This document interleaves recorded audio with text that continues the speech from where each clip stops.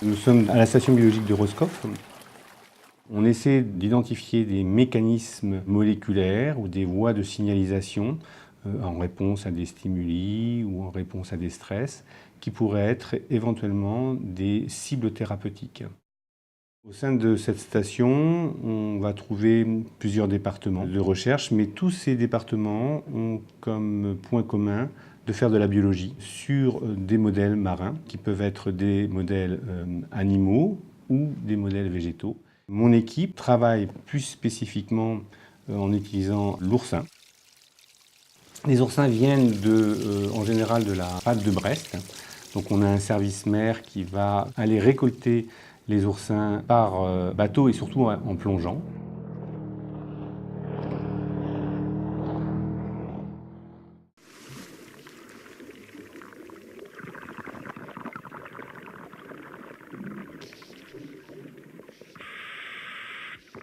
Ces oursins vont être maintenus pendant quelques semaines au sein des bassins qui ont été rénovés depuis peu, mais dans lesquels les animaux peuvent être gardés pendant plusieurs semaines.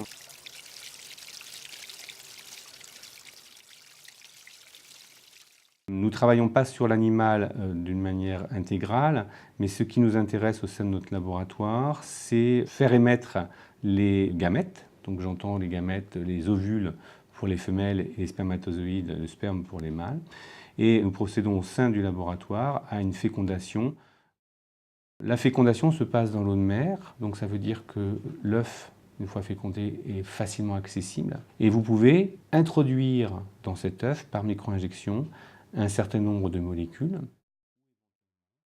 Donc vous pouvez affecter directement l'expression des gènes pour pouvoir ensuite analyser derrière le phénotype, c'est-à-dire voir si vous allez affecter ou non la division cellulaire ou éventuellement la mise en place d'un certain nombre de structures de l'embryon. Les protéines et les gènes qui vont être impliqués dans la division des cellules et dans la bonne orchestration de ces divisions sont conservés au cours de l'évolution. Et donc, si vous travaillez sur l'oursin et sur les voies de signalisation qui permettent de passer d'une cellule à deux cellules, ce sont les mêmes protéines et les mêmes gènes qui vont être impliqués dans la division des cellules, qu'elles soient humaines ou de n'importe quel mammifère.